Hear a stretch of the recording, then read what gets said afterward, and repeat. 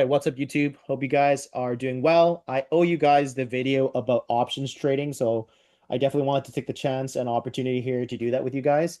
So we're live in the market right now. It's 9:48 a.m. Pacific Standard Time, January 12th. And so I want to talk a little bit about, like, I guess two things. One, obviously, want to talk about the recap of how 2025 went for us. And like I mentioned already in my prior video, I talked about my record year when it came to futures and the payouts that I've achieved. Now I want to talk about options because I know I'll get a lot of questions asked a lot of times. Alan, do you know how to trade self-funded or do you only a prop firm trader? I've been self-funded long before I was learning how to trade props. And to be perfectly honest, this is the reason why I recommend people trade prop firms is because like I almost treat the prop firms, and this is probably the old young nerd of me of Dragon Ball Z, but like I treat the prop firms like the hyperbolic time chamber, because you get to put in so many reps with much lower cost than you would normally experience had you actually gone the route of self-funding. There were a lot of money that was lost during the periods of learning how to trade options, learning how to trade small cap stocks, as we like to call the market tuition, was what we were paying over and over and over again. And so I think today's world, the fact that we have prop firms, again, making sure that you obviously trade with the more reputable ones, right? But having that ability absolutely gives us an edge and advantage to practice and put on those reps. And I know that everyone has a lot of different reasons and vehicles as to why they would use prop firms. But personally, for me, I use it as more of leverage to put more reps into the market, because no doubt I would say is that the amount of edge that I've been able to develop trading futures with prop firms has helped me also trade better when it comes to my options. And so, right here, for example, I'm still in a long trade right now. I like the way that we actually held this area. So I entered longs just now on the second bar here.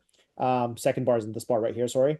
And so as of right now, contracts, I'm up about 19% on these contracts right now. I'm willing to hold for longer. If it fails, it's not a big deal. I've already had a fairly solid green day on options. But yeah, so anyways, as I mentioned, I want to go over a couple things. So first thing I actually want to share with you guys is how the month finished, right? Where is that image? I took a picture of the image because obviously there's a lot of confidential information when it comes to the broker, and I don't want to show my account information and what have you, just because, again, that's confidential, right? So I took a screenshot of it, and I'm going to show it to you guys here. Hopefully you guys can see this okay. Maybe I'll zoom it out a little bit. But here, right here, you can see last year in 2025, just a little over six figures, $126,000 in options trading for last year. So and to say that as well, this was about 4 to 5 months of trading as well. So this wasn't the full year. Like I pretty much didn't start trading options again pretty much until September, and that's more so because I had students asking about it. And even people on social media were asking about it as well. So I decided to dabble back in, and again, I was happily surprised by how well I was doing this time around compared to my prior years. I mean, I've done well before, but not this well. So on top of the six-figure year on prop firms and futures, as you guys watched the video already, also six figures on self-funded with 5 to 4 months of options trading. So very humbled by 2025, solid year, all things considered. Other things that I guess I will bring up as well, and just give me a second here because I need to bring up the broker thing without showing my accounts. I do want to talk about how to what I look for when I'm like buying positions. So give me one second here. Bring up the options chain here. Okay. Okay, hopefully this shows properly. Give me one second here, guys. Does it show properly? Yes. Okay. So this is the options chain right now. So if I was looking to buy anything, if I'm going to change this chart to QQQ as well, just so that it's a little bit more recognizable. So for example, right now, price is at 62,757. And you can see right now that the 62.7s are in the money, 628s are out of the money. Again, if you traded options, you're like, no, duh, right? But if you're dabbling this for the first time, you probably are very confused by this. In the money, essentially, generally means that your contracts are going to move slower in terms of its erosion, whereas out of the money is going to move much quicker. I'm obviously summarizing quite a bit. I mean, I think that to go over the intrinsic aspects of the Greeks when it comes to options is going to be a whole nother video in itself. But people want to know, like, when I trade options, how do I take positions? And so if I were not in a position already, and let's just say I was interested in longs, there are three layers and tiers of how I would enter my position. I'm either going to take an in the money position, which is at 627. I'm either going to take a position at 628, the next one, which is out of the money, or I'll take the 629s. I will not go past that. Now, obviously, we're already halfway through the day, so the contract values are much, much smaller than where they would have been had the market been opened. But nevertheless, it still stands the same for me. And here's the reason why I look at those three specific strike prices. When I look at in the money, this is the position that I'm very likely anticipating that I'm going to have some volatility, some consolidation, maybe even before we have the move that I'm looking for on the market. And so I want to be able to weather the storm, and I don't want to be out of the money for that type of trade, right? Because otherwise I'm going to be eaten up by Greeks quite quickly in that regard. I'll generally also in the money, I'm more comfortable with sizing a little higher because of the fact that I am in the money. And so I'm going to just refresh this for a second so you can see we're right now priced at 627.53. Our 627 strikes are at 96 cents a contract, right? So we have that right now. So anyways, like I said, if we were in the money, I would go usually my larger size. And if I were to ever go full size, it's going to likely be an in the money trade. It's not going to be deep in the money, but it's going to be at the preface of in the money, which is like, as again, price was 627.5, contracts are 627 strike. That's the one I would essentially go for. Just in this move alone, from 627, what was it? 5.5 to 627.64. You can see the price of the contracts have gone up from 0.96 all the way to 1.03. And you might be asking yourself, okay, like Alan, what does that even mean, right? Essentially, I'm just doing the math here, making sure I give you the right number. Essentially, what has taken place already is between that little move of 27.5 to 27.65, give or take, the price of contract has already gone up in 7.5% in value. So meaning that again, that's your gain. If you had $1,000 in that trade, you would be up $70. Am I saying that right? $70, yeah, $70, right? And that's essentially what you'd be up right now.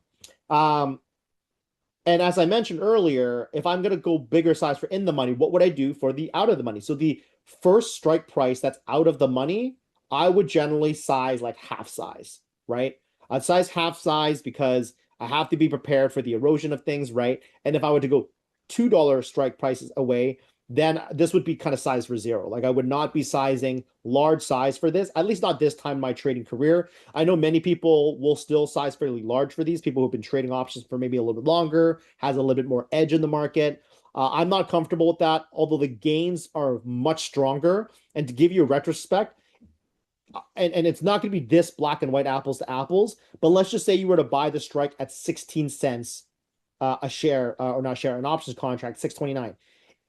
Right now, if our in the monies are at 1.03, you can imagine if our option price goes all the way up here to 629, which is right up here, and let's just say we just got a huge green boner candle all the way up here right now.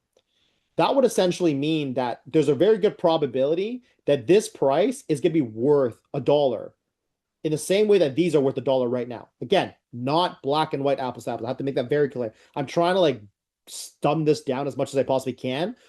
But why that's obviously super valuable is that you can imagine that if your contract went from 0.16 to $1, I mean, that in itself already, you're looking at 5 to 6x your gains, right? Which is why, again, I'm saying that, like, take it for a grain of salt. It might not actually be that value. Maybe it might be 0.6 or 0.7, but nevertheless, it'd be very large, right? So you can see right now, the contract price for the out of the money are 0.16. I'll refresh that right now. It's still 0.16. We haven't really moved because we're still very far away from the strike price, right? As we get closer and closer to 629, this number will continue to grow more rapidly in the direction that is in your favor. But because we are so far out of the money, you'll notice that price will not fluctuate much in regards to this one.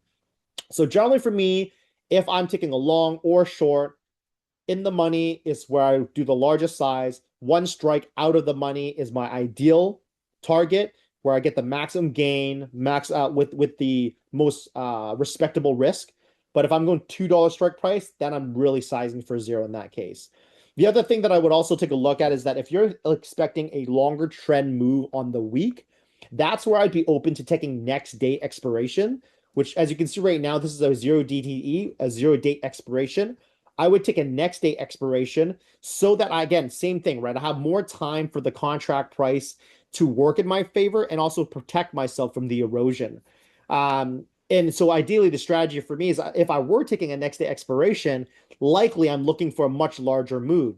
So if I were to take it, for example, a next day expiration 629 strike price, two strikes away, I would likely trim my position today if we made it to 629, and then I would hold the rest to swing overnight, assuming that the chart shows me that there's more opportunity on the table. And that's generally how I swing positions.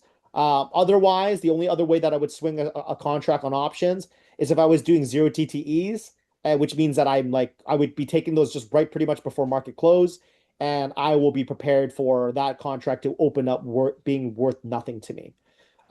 So anyways, I hope that made sense. I've never really gone too much in education around options much, so I haven't really refined the way that I would articulate this, but hopefully that kind of makes sense to you guys. If anything, feel free to drop comments down below. And don't forget to like and subscribe as well. It means a lot to me. I'll try to do more content around this as well. And if you guys want to know more about options, feel free to reach out. And if you aren't already, follow me on Instagram as well. I do post there daily. So with that, have a great rest of the week and trade safe.